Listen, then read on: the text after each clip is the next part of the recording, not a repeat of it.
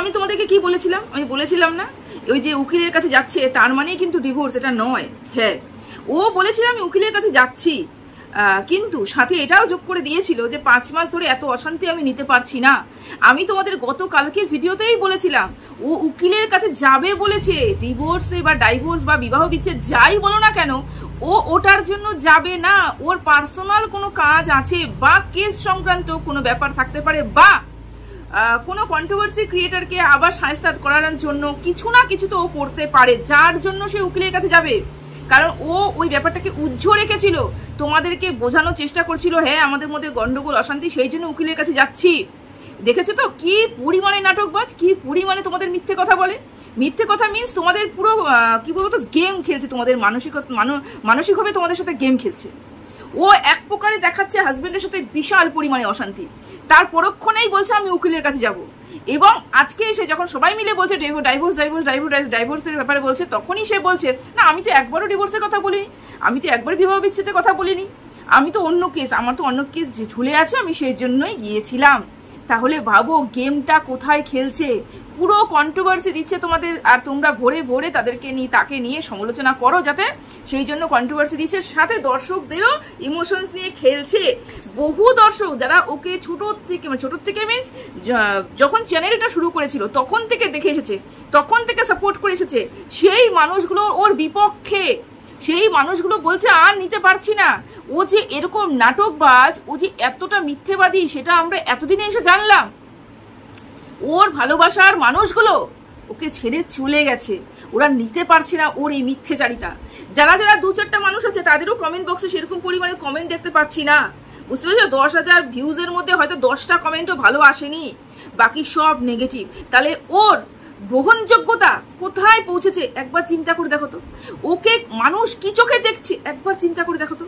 আমি শুরুতেই বলেছিলাম যে তুমি যতটুকু রেসপেক্ট কামিয়েছিলে ওয়াইটি থেকে, হ্যাঁ তুমি কন্ট্রোভার্সি করতে, তোমার উপরে কেস এসেছিল, সব কিছু মেনে নিলাম, কিন্তু তাও তোমার প্রতি মানুষের কিন্তু একটা আলাদা কি বলবো, একটা আলাদা রেসপেক্ট ছিল, যে ও যা বলে তাই করে, ও মাথা নিচু করে না, ও মিথ্যে কথা বলে না, ও ওর নিজের পথে চলে, এরকম কিন্তু ধারণা মানুষের মধ্যে জন্মেছিল। কিন্তু যখন থেকে ও ব্লগিং চ্যানেলটা দাঁড় করানোর জন্য একের পর এক মিথ্যে নাটক করে যাচ্ছে, একের পর এক মিথ্যে কথা বলে যাচ্ছে, তবে থেকে কিন্তু ওর আসল রূপটা প্রকাশ পাচ্ছে। এই যে এতদিন ধরে মুখেশের আড়ালে যে মুখটা ছিল সেটা কিন্তু দেখছিল না দর্শকরা, ওর ভালোবাসার মানুষরা কিন্তু দেখতে পারেনি। কিন্তু এখন যখন নাটক করছে তখন ভালোবাসার মানুষরা বুঝতে শিখেছে, বুঝতে পারছে যে এটা নাটক। মানে কি বলবো, অন্ধের ভাই কালা, কালার ভাই অন্ধ পর্যন্ত বুঝতে পারবে যে ও এটা নাটক করছে এবং এটা সম্পূর্ণ একটা পরিকল্পিত হবে। আমি বলেছিলাম বিবাহ বিচ্ছেদ হবে না, কারণ বিবাহ বিচ্ছেদের মতন কোনো কারণ নেই ওর জীবনে, ওর জীবনেও বিবাহ বিচ্ছেদের মতন কোনো কারণ নেই। হ্যাঁ, একটা ভয়েস শুনিয়ে দিলাম, হাজবেন্ড কোনো কথা আমাকে বললো, নর্মাল সুরে কথা বললো, আমি রিয়াক্ট করলাম এমনভাবে যাতে আমি আমার হাজবেন্ডকে পছন্দ করছি না, এবং ওয়াইটিতে এসে সমালোচনার নাম, ব্লগিং এর নামে সমালোচনাই করছে। আজকে তার শিক্ষা নিয়ে প্রশ্ন তুলছে তার ভালোবাসার মানুষরা, তার শিক্ষা, তার পরিবার, তারপরে হচ্ছে যেই পরিবারে সে মানুষ হয়েছে, যেই পরিবেশে তার জন্ম হয়েছে, সেই পরিবেশ, সেই পরিবার, এবং যেখানে তার বিয়ে হয়েছে সেই পরিবেশ, সেই পরিবার, সব কিছু নিয়ে প্রশ্ন তুলছে মানুষে। মানুষ বলছে যে তুমি কি পরিবারে মানুষ হয়েছো, কি পরিবেশে তুমি মানুষ হয়েছে। প্রথমত কথা, হাজবেন্ডের তুই তাকারি করা, হাজবেন্ডকে তুই তাকারি করা, মানে এই তুই তাকারি সেই তুই তাকারি নয়। দেখো তুই তাকারি 2 রকমের হয়, একটা হচ্ছে কি বল, বিয়ের আগের সম্পর্ক, বিয়ের আগের সম্পর্ক একটা বন্ধুত্ব সম্পর্ক, ভালোবাসার সম্পর্ক, সেখানে তুই তাকারি হয়ে থাকে এবং সেটা আস্তে আস্তে তুমিতে পরিণত হয়, সেটা একটা ভালোবাসার একটা আদান প্রদান। কিন্তু এই তুই তাকারি, মুখ ঝামটা দিয়ে নোংরা কথা বলে তুই তাকারি, এটা হচ্ছে একটা অশিক্ষিত মহিলার পরিচয়, এটা অশিক্ষিত। এখানে বোঝা যাচ্ছে ও কোনো কালচার ফ্যামিলি থেকে বিলং করে না, ওর আপব্রিঙ্গিং গুলো খুব বাজে, খুব বাজে। ও এখন টাকা পয়সার জন্য এমন মরিয়া হয়ে উঠেছে, মানে টাকা জন্য ও যা ইচ্ছে তাই করে ফেলবে রীতিমতন। ওর চ্যানেলটাকে পুরো, মানে আমি বলবো যে সবাই বলছে, শুধু আমি বলছি না, পুরো কেয়ার মতন বানিয়ে ফেলেছে। ওর নিজে একটা কন্ট্রোভার্সি ক্রিয়েটার, প্রত্যেকটা ব্লগারকে নিয়ে, ব্লগার যদি বাড়ির কোনো একটা ছোট্ট আভাস পর্যন্ত দিত বাড়ির গন্ডগোলের, ও সেখানে ছেকে ধরতো, খেয়ে ফেলতো তাদেরকে নোংরা কথা বলে, মানে পুরো হ্যারাস করতো রীতিমতন। আজকে সে প্রতিদিন প্রতিনিয়ত তার শ্বশুর, তার শাশুড়ি, তার মা, তার বাবা এবং তার হাজবেন্ডকে বিক্রি করছে সোশ্যাল মিডিয়াতে প্রতিনিয়ত। আচ্ছা ওই ব্লগিং চ্যানেলটা কে বলবে গো ব্লগিং চ্যানেল? তোমরা কেউ বলবে ওটা ব্লগিং চ্যানেল? ও খেয়েছে, ও ঘুমিয়েছে, ও উঠেছে, ও রান্না করেছে, ও চাদর এই করেছে, ও চাদর ওই করেছে, ওই করেছে, সেই করেছে, এগুলো সব করেছে, এগুলোই শুধু ও বলে যাচ্ছে। আদার্স ও কিচ্ছু কাজ তোমাদেরকে দেখাচ্ছে না। ওই একটুখানি বেসিন ধোয়া, দুটো জামা কাপড় ধোয়া, ভগবান ওই জামা কাপড় ধুয়ে নাকি ওর কোমর ব্যথা করছে। একে তুমি বলবে কর্মঠ মহিলা? একে বলবে ও সংসার করার মতন যোগ্যতা রাখে? একে বলবে ও অ্যাডজাস্ট করতে পারে? কোনো কিচ্ছু ওর মধ্যে নেই, না ধৈর্য শক্তি, না অ্যাডজাস্টমেন্ট পাওয়ার রয়েছে, না ওর মধ্যে কর্মক্ষমতা রয়েছে, কিচ্ছু নেই। পুরো মাকাল ফল, পুরো মাকাল ফল। একটা চাদর, দুটো নাইটি আর একটা হাজবেন্ডের গেঞ্জি তো তোর কোমর ব্যথা করছে, ভগবান। আর সংসার এরকম করে হয়? এরকম করে সংসার হয়?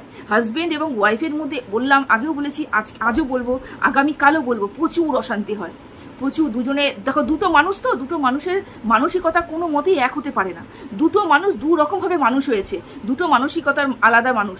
তারা যখন এক জায়গায় থাকছে, এখানে অ্যাডজাস্টমেন্ট পাওয়ারটা বাড়াতে হবে, অবশ্যই অ্যাডজাস্টমেন্ট পাওয়ারটা বাড়াতে হবে। যেখানে আমরা দেখেছি আমাদের দাদা সারাদিন পেছন বউয়ের পেছন ঘুরতে থাকে, তাহলে সেখানে অ্যাডজাস্টমেন্ট আমার মনে হয় করতেও হয় না। যাই হোক, তারপরেও যখন বোঝানোর চেষ্টা করছে না ওদের মধ্যে খুব গন্ডগোল, মানলাম গন্ডগোল, তাহলে হাজবেন্ড এবং ওয়াইফের মধ্যে গন্ডগোল হওয়াটাই স্বাভাবিক। তার মানে সম্পর্কটা এখনো জীবিত রয়েছে, গন্ডগোল না হওয়াটাই অস্বাভাবিক। মানে কেউ কাউকে আর পাত্তা দিচ্ছে না, সম্পর্কের মধ্যে আর কিছুই নেই।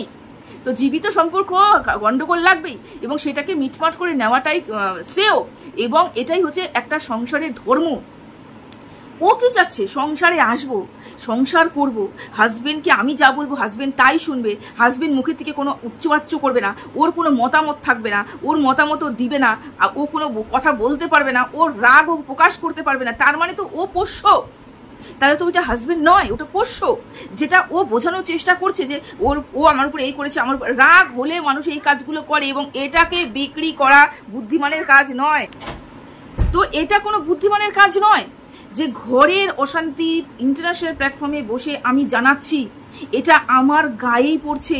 ওই যে বলে না, থুতু যদি আমি মুখ উঁচু করে ফেলি আমার বুকে এসে পড়বে, তাহলে আমার অস্তিত্ব, আমার মান সম্মান, আমার পরিবারের মান সম্মান, আমার শিক্ষার উপরে প্রশ্ন উঠছে। কিন্তু এখানে কাকে কি বলছো? ওর না জানার ইচ্ছে আছে ওকে কি বলছে, ও না বোঝার ইচ্ছে আছে ওকে কি বলছে। ও কিছুই এখন শোনার মতন পরিস্থিতিতে নেই। ও কি করছে? ও শুধুমাত্র টাকা ইনকামের পথে হেঁটেছে। তো এই টাকা ইনকাম হচ্ছে ভালো কথা হচ্ছে, কিন্তু দেখবে একটা সময় আসবে ওকে আর কেউ দেখতে চাইবে না, কেউ এই কথা আর শুনতে চাইবে না। এখনই ওকে নিয়ে এত কমেন্ট করছে দর্শকরা যে ওকে আর দেখতে ইচ্ছা করছে না, ওই একই প্যানপ্যানানি ঘ্যানঘ্যানানি। ব্লগিং এরকম হয় না, আর সংসারে এরকম হয় না। অ্যাডজাস্টমেন্ট পাওয়াটা ভীষণ দরকার। এবং আমরা জীবনে, মানে ও তো বাড়িতে থাকে, ওর কথা বল, ও তো বাড়িতে থাকে, আর শুধুমাত্র হাজবেন্ড রয়েছে। আর আমাদের কথা চিন্তা করে দেখো তো, দুটো সন্তান রয়েছে, আমার বয়স্কা শাশুড়ি রয়েছে, আমার যা রয়েছে, আমার ভাসুর রয়েছে, আমার সংসারে কাজ রয়েছে, তাদের স্কুল রয়েছে, তাদের চাকরি রয়েছে, আমার হাজবেন্ডও চাকরি করতে বেরিয়ে যায়, আমার বাড়িতে প্রত্যেকেই চাকরি করে, হাজবেন্ডও চাকরি করে, আমার যা ভাসুর প্রত্যেকে চাকরি করতে বেরিয়ে যায়। দুটো ছেলে মেয়ের পড়াশুনো, দুটো ছেলে মেয়ের স্কুল, তাদের টিফিন গুছিয়ে দেওয়া, তারপরে তাদের জামা কাপড় ডেইলি 2 বালতি, বড় বড় যে ড্রামগুলো হয় 2 বালতি জামা কাপড়, অবশ্যই মেশিনে দিই, কিছু জামা কাপড় হাতে কাছে, কিছু মেশিনে দিই। তারপরে আমার নিজের একটা কর্মজগৎ রয়েছে, যেখানে আমি একটু চাকরি করি, সেখানে আমি যাই, তারপরে এসে আমি সংসারের সমস্ত কিছু। এটা কি এতটাই সহজ? তা এটা কি এতটাই সহজ? যদি অ্যাডজাস্টমেন্ট পাওয়ার না থাকে, এগুলো করা কি এতটাই সহজ? সংসার এরকম করে হয় না। সংসার করতে গেলে ধৈর্য শক্তির ভীষণ প্রয়োজন হয়, যেটা ওর মধ্যে নেই। ও শেখেই নেই সংসার কিভাবে করতে বলে হয়। ও বলছে ওর বাবা হচ্ছে ঘরে জামা কাপড় ধোয়, কাপড় কাছে, ওর মা বাজার করতে যায়। তার মানে ও দেখে এসেছে, ও এটা শিখে এসেছে, ও এটা দেখে এসেছে। ওর বাবা ঘরের কাজ করে মিনমিনিয়ে থাকতো, মাথা উঁচু করে কথা বলতে পারতো না, বাবাকে মা দমিয়ে রাখতো, মা বাইরের বাজার করতো, বাবা বাজার করে না কোনোদিন, মা বাইরের কাজগুলো করে আনতো, বাবা ঘরে কাজগুলো করতো। এটা দেখে ও শিখেছে যে হয়তো পুরুষরা এরকমই হয়, হয়তো পুরুষকে এরকম করে দমিয়ে রাখা যায়। তবু তো কপাল ভালো যে ওরকম পুরুষ ওর কপালে জুটেছে। আমাদের বাড়ির মতন যদি পুরুষ ওর কপালে জুটতো না, ওকে ঝেঁটিয়ে কবে বাইরে বের করে দিত। মান সম্মান নিয়ে খেলা, তোমার ওই সামান্য টাকার জন্য তুমি আমার মান সম্মান নিয়ে খেলছো, আমার পরিবারের মান সম্মান নিয়ে খেলছো, আমার বাবা মাকে তো অপমান করছো। এক নম্বর তো তুমি তোমার বাবা মাকে অপমান করছো, তুমি তোমার শিক্ষাকে অপমান করছো, সেখানে তারপরেও তুমি বাবা মাকে অপমান করছো। এইগুলো কোথা থেকে করতে পারো? এত সাহস কোথা থেকে পাও? যদি হাজবেন্ডের মতন হতো, কিন্তু না, ও যেরকম বাবাকে দেখে এসেছে, ওর মা যেরকম করে এসেছে, আজকে সেই শিক্ষাটা পেয়ে ও এই কাজগুলো করছে। এবং এটা দেখে রীতিমতন দর্শকরা চিৎকার করছে, আর কিচ্ছু না। ওর সম্বন্ধে কারোর কোনো ভালো কথা নেই, ওর সম্বন্ধে কোনো ভালো কিছু পোষণ করতেই পারছে না। যেরকম দর্শকরা পারছে না, সেরকম কন্ট্রোভার্সি ক্রিয়েটাররা পারছে না। কেউ ওর সম্বন্ধে কোনো ভালো কিছু পোষণ করতে পারছে না। তার কারণ কি? কারণ এক একটা দিন ও এক একভাবে নাটক করে চলেছে। সামান্য একটু গন্ডগোল, যেটা শুধুমাত্র হাজবেন্ড ওয়াইফের গন্ডগোল, সেটাকে ডিভোর্স অব্দি নিয়ে যাচ্ছে। এখন বলছে না, ডিভোর্সের ব্যাপারে আমি বলিনি, বলবেও না, কারণ ডিভোর্সের মতন কিছু হয়নি। শুধুমাত্র উকিল আর ডাইভোর্স, এই ব্যাপারটা নিয়ে তোমাদের এমন গেম খেলেছে। এই মনে আছে পরশুদিন রবিবার দিন যখন ওর বোন এসেছিল ওর কাছে, তখন বোন একটা কথায় বলছে ব্লগিং এর জন্য যে কত নাটক করতে হয়। তার মানে ও যে নাটক করছে পুরো ফ্যামিলির লোক জানে। কেউ একজন কমেন্ট করেছে, প্রধান চরিত্র তোমার বাবা। আমি বলছি যে এখানে বয়স্ক মানুষকে আমি কিছু বলতে চাই না, তবে এরা সমস্ত কিছু জানে যে এরকম একটা গন্ডগোল আমি পাকাবো। তাহলে বলতে পারি ও যেরকম পরিবারের মানুষ, সেই পরিবারে বিয়ে হয়েছে, সেরকম শিক্ষা নিয়েই ও আজকে এখানে দাঁড়িয়ে আছে। এই মানুষটা কন্ট্রোভার্সি করে অন্য মানুষকে ছিঁড়ে খেত, এই মানুষটা অন্য মানুষকে প্রশ্ন করতো, আর এরপর থেকে প্রশ্ন করতে পারবে, এরপর থেকে মানুষকে জবাব দিয়ে বলবে যে আমাকে তুমি জবাব দাও, তুমি এটা কেন করেছো। এই মান সম্মানটুকু কি ও রাখলো? একটা মানুষকে যখন আমি শুধরাবো, একটা মানুষকে যখন আমি প্রশ্ন করব, তার মানে সেই কাজটা আমি করি না, আমি সেই কাজটা সহ্য করি না, আমি সেই কাজটা প্রশ্রয় দিই না। তারপরেই কিন্তু আমি একটা মানুষকে কি সেই প্রশ্নটা করতে পারবো। আমি তখন যখনই দেখবো যে আমি সেই কাজটা করি, অথচ ওই মানুষটাকে প্রশ্ন করছি, মানুষ তোমাকে জুতাবে, তাই না? সেরকমই এইখানটায় ওর কাছে ও কন্ট্রোভার্সি করে এসেছে, কারণ ব্লগিং মানুষ দেখতো না, এবং ব্লগিং এর জন্য যে ও এত নাটক করে মানুষ জানতে পারেনি, ও যে এতটা মানে নিচে নেমে যাবে কোনো মানুষ ভাবতে পারেনি। ওর বিশ্বাস, যেই মানুষগুলোকে বিশ্বাস করছে, সেই মানুষগুলো এখন আর ওকে বিশ্বাস করছে না। ওরা নিজেরাই পস্তাচ্ছে যে আমি কোন মানুষকে এতদিন ধরে বিশ্বাস করে এসেছি, যে মানুষটা এতটা লোভী, যে মানুষটা না শিক্ষা আছে না দীক্ষা আছে। বুঝতে পারছো? তা ও এই কাজগুলো এতদিন ধরে করে এসেছিল কন্ট্রোভার্সি করে, কিন্তু এখন যে কাজগুলো করছি, এরপরেও কি ও আর কন্ট্রোভার্সি করতে পারবে? এরপরেও কি কাউকে প্রশ্ন করতে পারবে?